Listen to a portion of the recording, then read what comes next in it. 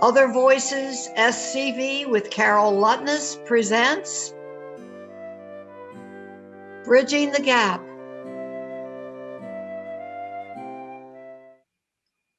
Hi, I'm Carole Lutness. Some of you may have heard me on my little radio show on KQRU before the pandemic. I haven't been on since then, but I'm trying something new tonight because I've been extremely worried about the level of hostility in the discourse in Santa Clarita and, of course, nationwide.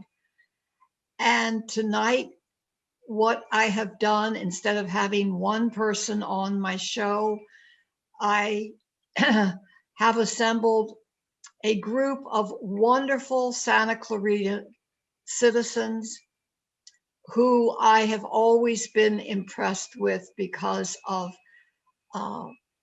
their willingness to be involved in trying to make this community better in many, many ways. We have Republicans, Democrats, gays, straights, Hispanics, African Americans, white folks, old and young. So I wanted to bring these folks on so we could talk about ways that we can go beyond the current way that we are looking at each other and the situation. We have to change what they call the paradigm, change the lens through which we see things. Right now, it's a very divided and very hostile environment. So I want to invite all of our panelists on. I'm not going to go through introductions right now. We'll go through that at the end of the show. Good evening. You all can unmute yourselves. Good evening, Carole. Hi. Good. Okay. Me. All right. Hello. Hello. So you heard my introduction. Does this concern anyone else? Any of the others? I'm sorry? I can't hear. Who said that? It was just a little echo. Anyone else concerned about what is being said and done in our current discourse? Well, I think most of us are concerned. What is it that concerns you, Lynn? Well, I just think so much of it's hurtful, and then it creates a barrier to have discussion with people. I mean, everyone on this screen I know them all, and I have been friends with them in the past, and so I feel like I can talk to you, but some of what is said in the newspaper, or not the newspaper itself, but the comment section is, I don't know what it is, where people think they can be nasty and rude when they're not identifying themselves or something. I don't know. Anyone else have anything to add? Sure. I just wanted to say, I bring you my little PowerPoint over here, that most of us fall in the middle of on the bell curve, maybe 70, 80, maybe 90% of being healthy and having healthy communication and respect for one another.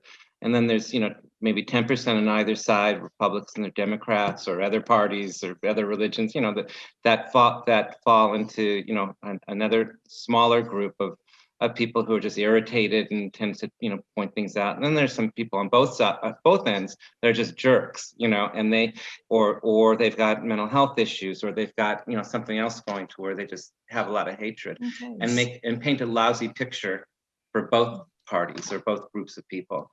And those but we all are in the, but we are all, we're all being affected. Absolutely. By this verbiage and the different things that are done to each other. We're being attacked continually, both sides. Any other ideas about this? Because then we can go on. I'd just like to say, Go ahead. Valerie? I just like to Go say, ahead. I've lived Oh, in Val. Yes, go ahead. I'm sorry. I've lived in Santa Clarita Valley for 15 years.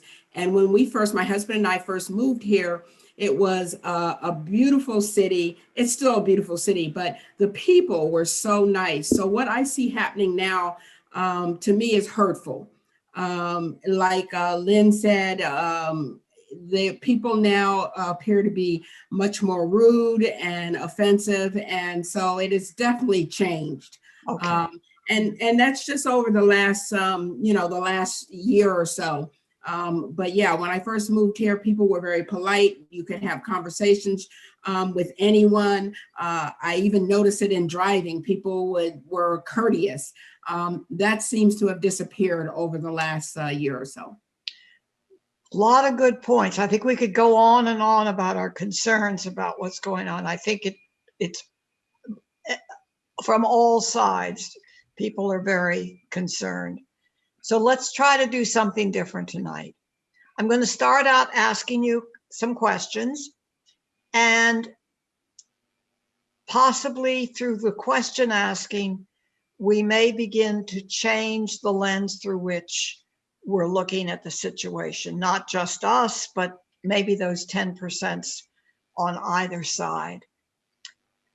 First of all, what's the last phrase of the Pledge of Allegiance?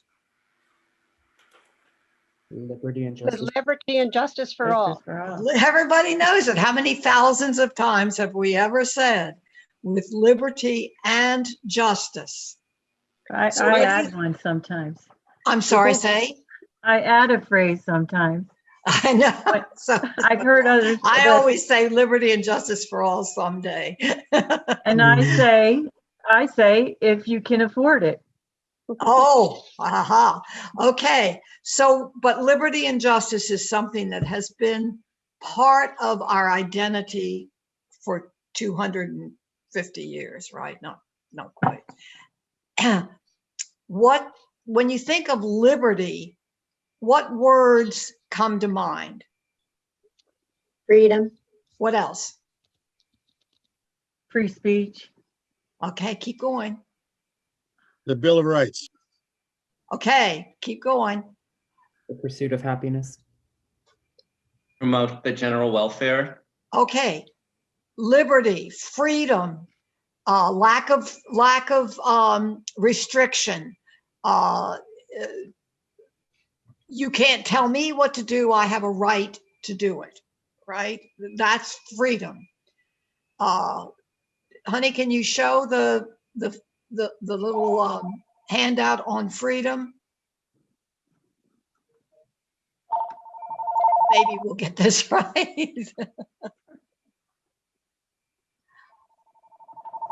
Sorry about this. Keep going.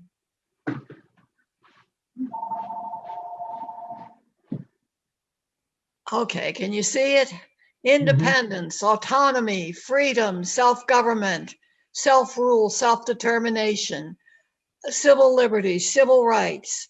Okay, so we get the picture.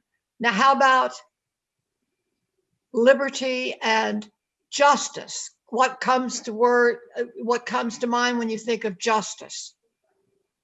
Fairness. Go ahead. Keep going. Equality, fairness. Equity. Who was that? Equity. Equity, opportunity, a balance. Equal rights. Equal rights, good.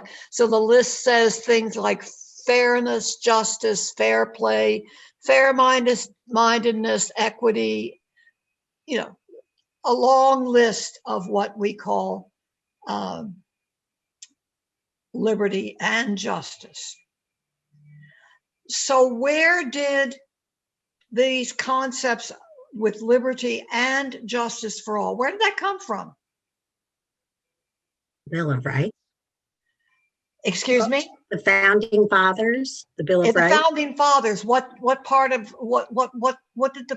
where was it found actually specifically? Bill of Rights, Constitution. in the Constitution, in the Is preamble? preamble to the Constitution. Let's look at that. We, the people of the United States, in order to form a more perfect union, establish justice, ensure domestic tranquility, provide for the common defense, promote the general welfare, and secure the blessings of liberty to ourselves and our posterity. So it's embedded in our Constitution, justice and liberty.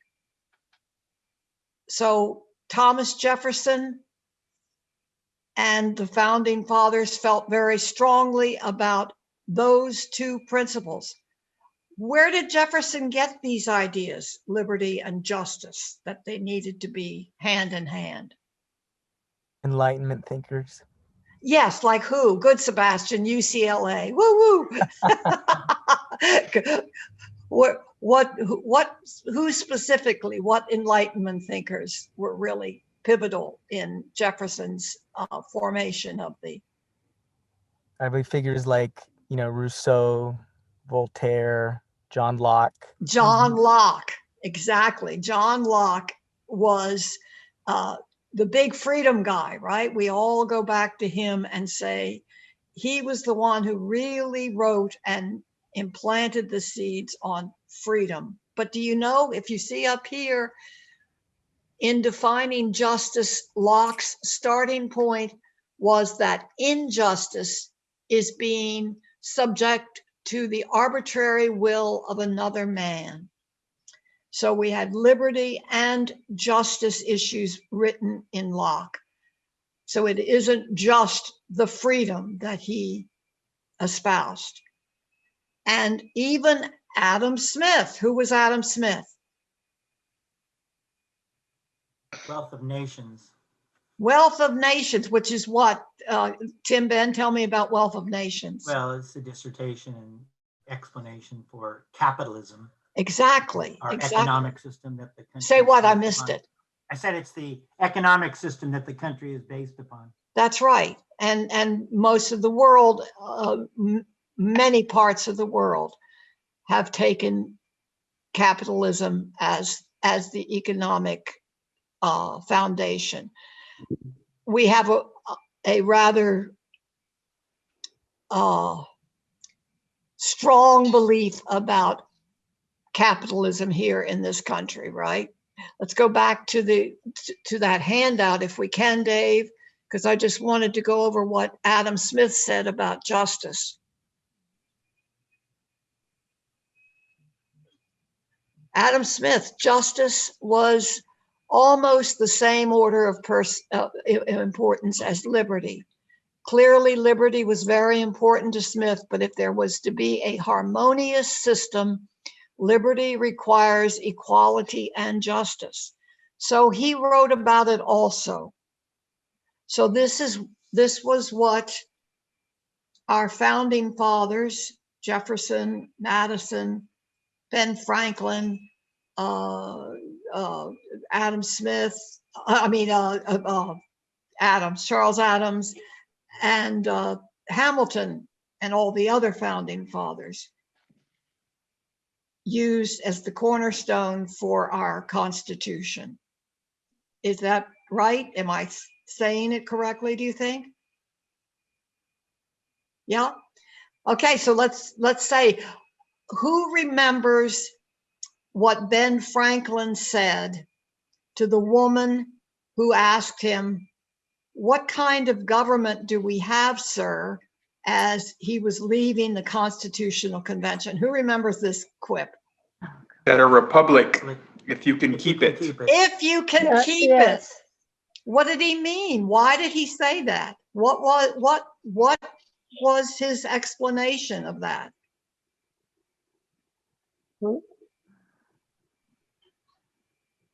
I have read numbers of history books that, and most recently Gore Vidal's excellent book on the founding fathers, that say he said that because there is this natural tension between liberty and justice. Freedom, you can't tell me what to do. But if you don't wear a mask, it's going to make all of us sick. So we get this tension year after year after year. Andrew Jackson, freedom. You can't tell me what to do. He was a real avid believer in that. But what did he also do? He killed a lot of native-born people and African-American people without even thinking. He shot people on the street. I mean, he was somebody who didn't he understood the concept of liberty for a certain class of people. So there's a natural tension that we have been fighting about since the beginning of our country. And I think other countries have also, but because of the way our government is constructed, can you think about what happens if there's too much freedom? What happens? Well, Chaos. Chaos. What else? Keep going. There's a tendency for the stronger to oppress the weaker. Okay. All right. What else? For inequality to build up. A lot of inequality. Yes. And good that answer. brings on instability. Exactly. So what you have is that was succinct and very well put. So what you get, if there's too much freedom, you have a rising up of the people who feel that their freedom, that they are being oppressed by those people who have the power and can exert a lot of freedom for their own wants and needs. And then you have uprisings like Black Lives Matter, right? Would you say that might be the... I mean, Carole, I think when we discuss, our founding fathers and equality and justice for all too, I think what we need to really keep in mind too, that these founding documents that our country is, built on, we really have to take in the historical context that even when all men were created equal, we weren't. People of color were not, and women. That is the constant. He's not a plant. I didn't tell him to say that. Exactly. Who was this country built for? White men. White hold on. rich men. Wait a minute. Now, What? let's back down from this a little bit. Okay. Our founding fathers, I view them as visionaries. They lived in a time when it was acceptable to persecute some other groups. That's right. Yet they understood that was wrong, and they gave us the ability to work toward the goals that they set in the Constitution. Wonderful, Al. That perception is absolutely on key, because Jefferson knew that he shouldn't have slaves. He wanted to abolish slavery by 1800, but he was born of the genteel noble class, and he loved his 6,000 something books, and he loved traveling and wearing fine silks. And so he kept slavery on. He was a human being who had flaws, as did all of our founding fathers. Correct. None of them were without. Yes, go ahead. And I want us to acknowledge that. I mean, because when we look at freedom and justice in the United States, I really think what we must consider is it is gonna, as probably until when I'm dead too, it is going to be a constant battle, because the founding of our democratic republic was not with that in mind. And I'm not discrediting what you said, Al. Yes, we're easing into that. And I mean, I would prefer we move a lot quicker, but I think we need to also keep in mind equality and justice in this country has constantly been a struggle. That's and right. it is still a struggle. I mean, what people don't seem to understand is it's not pie, just because everyone has rights, it doesn't take away from your own. So there's always going to be this tension between freedom and justice. There's always going to be this natural tension that we have. So I asked you a few minutes ago. What, Carole, dear? it's Go Kelvin. ahead. So I know that you wanted this conversation to be about seeking understanding from those who may think differently than we do.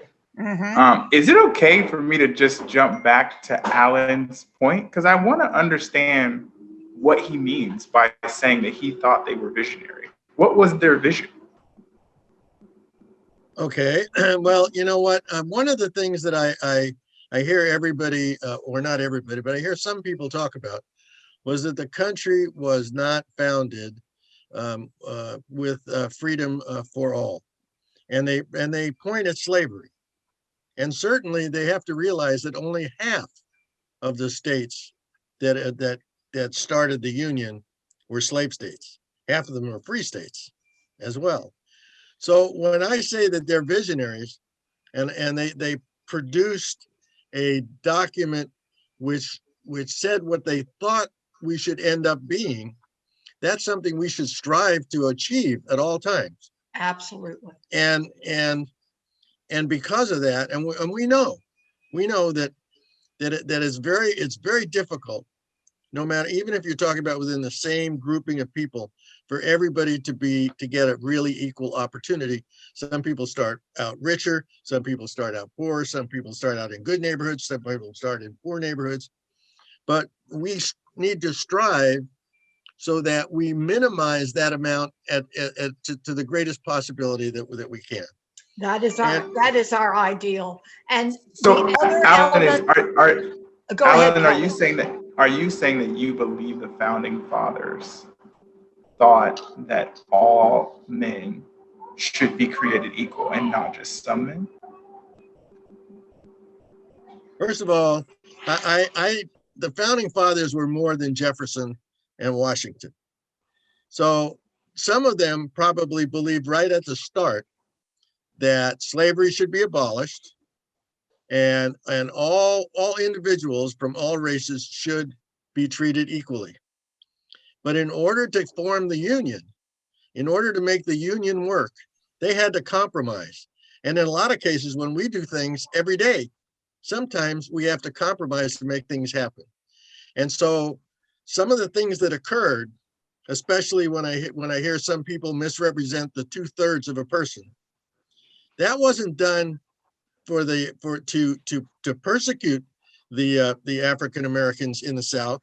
It was done to prevent the Southern states from overpowering the Northern states. That's right. In Congress. That's so right. The people were trying to make this happen. I want to introduce another idea that I think gets overlooked. The first slaves in the United States were not African American. Who were they? Irish, No. They were the indentured servants. Indentured servants. They were the dredges. They called them the dredges, the white trash. The London people were overrun by poor people because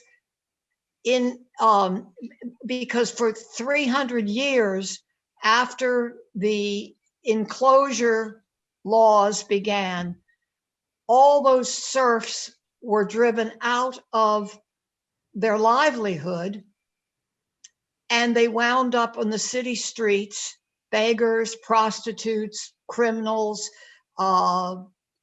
whatever. And there had developed an incredible hostility toward the poor. And so one of the things that the British nobility and wealthy merchant class did was, we don't want to come to America, but we're going to send these indentured servants to build America, export the things we wanted. And of course, when tobacco became king, which is one of the reasons that Jefferson wanted to keep slavery going, was because he was so beholden to the slavery, because he was beholden to his wealth coming from tobacco. So we have to recognize that we have had a hostility, built-in hostility for, I want to say, lower classes. That is, those people who are not the 1%ers. Since the beginning, that has been played off by the super wealthy New York banksters and the southern plantation owners. They played each other's off all the time. Remember in the early 90s, God's, Guns, and Gays? Well, that was the way they were able to kind of like keep us fighting. And they keep us fighting very clearly. Could I just have just 1 minute and then I'll. Sure, sure, because Sebastian wants to talk. I know. Go ahead, Al.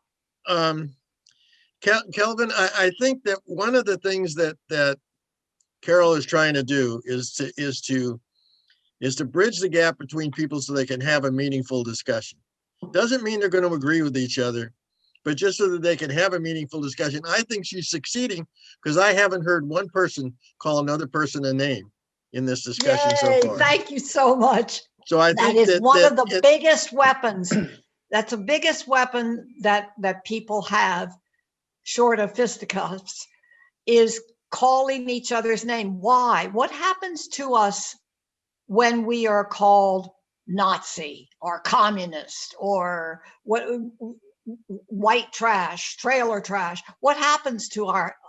That's not going to happen in this group, Carole, because you selected a group of individuals that are respectful and professional, and so that's not going to happen in this group. We wouldn't do that. But I just wanted to comment on what you said about us constantly being at each other. That I believe that is and always has been, because there always has been a hierarchy. And I don't think that that's going to change. I think that there's always going to be one group of men. And when I say men, I mean men and women, of course, that think that they are above another group.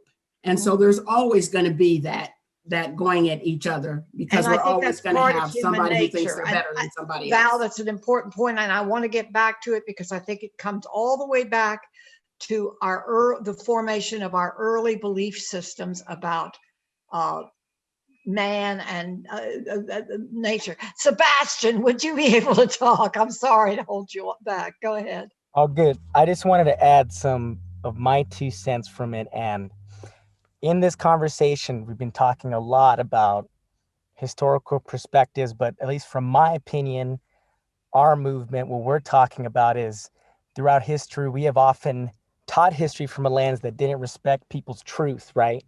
Especially from specific communities. It does not tell everybody's truth. Is that what I heard you just say? Yes. Okay, yes, go ahead. And to me, that has extended into these modern discourse today, because at least for what we represent and a lot of struggles going on for the youth and people of color and what's going on in this city recently, as someone who grew up here and loves my community at the same time, I think an issue is individuals not respecting people's truth, right? And to me, it's not a political debate, right? Human rights and racial trauma and experiencing all these things, it's not a political debate. So when we talk about unifying the conversation, to me, there cannot be no unity over issues like that. So I know that might seem, in a way what I'm saying could be taken as divisive, but what I'm trying to say is that for centuries, these impacted communities, their perspective of this country has never been respected. And even after all the progress we have made in these movements, it still hasn't been. And for me, it's like, I can't really find middle ground or play respectability politics for issues like that. When it comes to our community's livelihoods, lives, and people on the front lines and things like that, I can't find room to just let go after the discourse that's happened here, because it was never a political debate for us. It was human rights, civil rights, and equality and respect for our communities. And I just wanted to add that to this conversation, to the discourse happening right now. I think that's very important. You know what? We are almost out of time and we have just begun to scratch the surface. Carole, Yes, go ahead. Yeah, some final ideas, because we have to decide whether, oops, hold on, let me get this off. We have to decide whether was this helpful or not. Go ahead. Was it Andrew? Yeah, Andrew. things I do want to just to point out too is much of what Sebastian said, and this kind of like loops in what Kelvin was bringing up and Al. You know, much like a lot of these topics become aggressive, and there's a reason to this, and it's extremely personal. And I mean, especially when we're being of race, it is our country's Achilles heel. But what we and there's a lot to unpack to it. And as our country begins to unpack it, it's important. We have to address it, much like, you know, Germany addressed their issues and the United States tends to just, it happened, we need to move on. But that's not the case. And what I really encourage people to do is, a lot of people claim that they have empathy towards the situation. But what I think people need to start acknowledging is you cannot have empathy until you give that person's point of view legitimacy from the way they are seeing it, not the way you are seeing it or perceiving it. And until we are able to move towards that, I don't think there really will be a peace and unification. And I'm not saying that's in this group, but as an entire country, and to keep peace between everyone, one, we need to begin addressing these problems that are such tough discussions. And there is, you know what, it's not me, right? That's what everyone says. Well, it wasn't my group, but no, it was the history of a country that we claim to. And that's where we need to unpack it, but also give legitimacy to the concerns that are being brought up, not just, you know, brushing it under the rug. And Thank you, Andrew. And Steve, you had. I just want to say that, you know, clearly the stuff that we're talking about, the content of what we're talking about, is a process that's gone on since you know, the beginning of time, or at least since the obelisk landed and the apes started throwing rocks at each other, you know, 2001: A Space Odyssey. So it's there, it's inherent. It's also inherent. I remember hearing a philosophy teacher once saying that even the when we break down an atom, it's got a positron and a neutron. There's like, you know, there's forces that work against each other. But even the brain, if I, as a psychotherapist and reading neuroscience, even the brain is set up to having, or we're spit out into life. Each of us having different kinds of brains that look at life differently. And if we didn't have the perspective of the left, and if we didn't have the perspective of the right, we might not have survived. So you know, it's important that we have it. But what's most important is that, again, you know, Al brought up the word compromise. That we do compromise. When I'm working with couples, I want to work with them in communication. Like, what can you do to talk to the other person and not set off their nervous system? Because once the nervous system is set off for survival, then we want to fight. So let me ask you all: was this worthwhile? Yes, I think it absolutely was. Yes. Tim, you had your hand up. I didn't hear you. Yes, thank you, Carole. I always think that communication with other people, especially with other people with differing perhaps viewpoints, is always helpful. Communication is always helpful. That's the only way we get from one point to a point where we have a greater understanding. I want to have one observation though, in with regards to the entire subject, and that is, one has to take a deep breath when one looks at historical aspects of where we came from as we are going forward. And I think the most important thing that we have to remember is that our founding fathers and all those who made our country happen are individuals, human beings, and flawed. Each and every one of them have flaws. Some of the flaws we know about because of historical documents, and some of the flaws were inside of the people that we don't know about. And there are no perfect people. No. And unfortunately, what I see happening and the division that's happening now and the so-called cancel culture that's taking place is a group of people, any group of people, or an individual on Facebook or out there in the world deciding they will be judge and jury, forgetting the fact that all of our founding fathers were human beings. They were all flawed people, and we are all flawed people. That's so right. we need to take a deep, deep breath, because You don't want to replace one group of people that have made mistakes by another group of people that they're the people that are now going to be judge and jury as we go forward, because for some reason, perhaps they think they are closer to being perfect than those people were. I think that's a very dangerous road to go down. I think what we're doing now is a good thing because that's communicating and keep talking about it. Yeah. Thank you all. Thank you very much. It sounds like maybe how many folks are interested that we maybe continue this? I would very much like to continue this because I have several thoughts on both what you said about freedom versus Well, we're going to have to wrap up. We're going to have to wrap up today. communication. But what we can do then is schedule another one.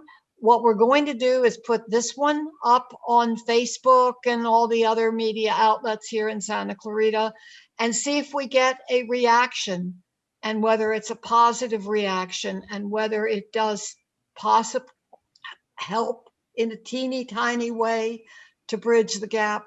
Thank you so much. It's been a wonderful night for me. I'm so grateful to you. Okay. Bye-bye. Bye. Oh, you don't want people to give their introduction. Oh, I forgot. Oh, I guess. Thank you, Patty. Val, would you start? Hi, my name is Valerie Bradford, and I've been a resident of Santa Clarita for 15 years. I was the first African-American to run for Water Board, District 2 Water Board, and I am currently working on the organizing committee that has brought the NAACP to Santa Clarita Valley. Yes. Andrew?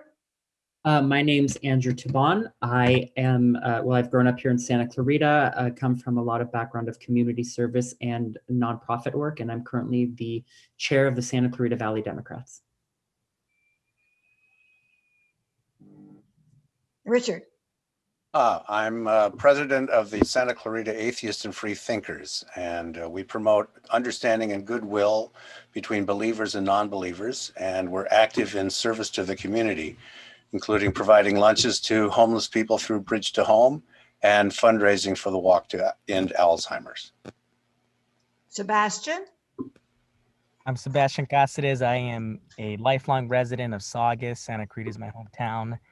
And I am currently a trustee on the College of the Canyon School Board and a longtime student activist, and the youngest elected official in Santa Clarita and the current youngest elected Latino in the state of California in LA County. Wow, that's great. And Paul? My name is Paul de la Cerda. Been a resident for just about 35 years here in Santa Clarita Valley. Parents moved from the San Fernando Valley for the schools in the community. The best decision ever made for our family. I served on the school board in Saugus as the first Latino elected official for 3 terms for 13 years. And this is the best place where I couldn't think of any other place to raise my 4 kids. 4 in the schools at CO, 2 at COC, 1 at Hart, and 1 at Rio Norte. Peggy. Hi, I'm Peggy Stabile, a 40-year resident of Santa Clarita. I have seen it change from a very, very small town in every sense of the word to a metropolis, basically. And with that change, I've seen wonderful things happen, and I've seen very sad things happen. I was a counselor at Hart and Valencia High Schools, and then an adjunct at COC upon retirement. And I with my husband, founded Parents, Families, and Friends of Lesbians and Gays, a support group for parents and families as youngsters are going through the coming out process. And Steve? I moved to Santa Clarita in 1978 when I was attending CalArts Film School. So I had a shift of I don't know if it's 180 or whatever the degrees are, but I became a psychotherapist eventually, and I do biofeedback therapies and have been very interested in physiology, especially the neuropsychology between people. So attending once a conference called Neurons to Neighborhoods, I really strongly believe that some of the stuff that we're talking about is based in the materials from which we're made. Yeah, I think so too. Al? Well, hi there. My name is Alan Bergman. My wife and I moved our young family out to Santa Clarita in 1965. I moved into a home here in North Oaks and have stayed the entire time. Since 2002, I've been the chair of the Canyon Country Advisory Committee, which is a nonpartisan group that provides information of issues that occur here in the Santa Clarita Valley. And for about the last 4 years, I've been writing a weekly column, which was first published in the Gazette until they went south, and then now in the Signal. And I've started a Facebook page, Always Advocating Alan. My columns deal only in issues that affect our neighborhoods. And one thing that there's a couple of words I try never to use in those columns, and that's ones that start with D, R, or mention individual names of people in public office at the Washington level, because we need to have these kind of conversations. I want to thank Carole very much. I think I hope everybody learned something today about the positions that some of the other contributors had. So yeah, I'm looking forward to doing it again. Patty. Hi, I'm Patty Sulpizio, a 40-year resident of Santa Clarita. Came here when I was a very young newlywed. And I am presently the regional vice chair of the Los Angeles County Democratic Party Central Committee, 36th and 38th AD delegations. And Tim Ben. Thank you, Carole. I'm Tim Ben Boydston, and I grew up in Santa Clarita ever since I was 5 years old, and it's a wonderful place to live. I'm a two-time city council member for the city of Santa Clarita, and also I've had the pleasure of being the executive and artistic director of the Canyon Theater Guild in Old Town Newhall. I've had that position for about 20 years, serving the community and our nonprofit. So it's great, and thank you for doing this. And Lynn. I think I've been here the longest. My ex-husband and I moved here in 1976, and for the schools, we wanted a good education for our son. I'm an elected board member to the water agency, and I've probably served the longest on the water agency of anybody. I think I've been on 25 years, so I've seen a lot of changes and really tried to promote good water planning and environmental sustainability. I'm also the president of Santa Clarita Organization for Planning and the Environment since Mike Koch stepped down about 15 years ago, I guess. And that's about community issues as well. And that's where Alan and I do a lot of talking on various occasions over community issues.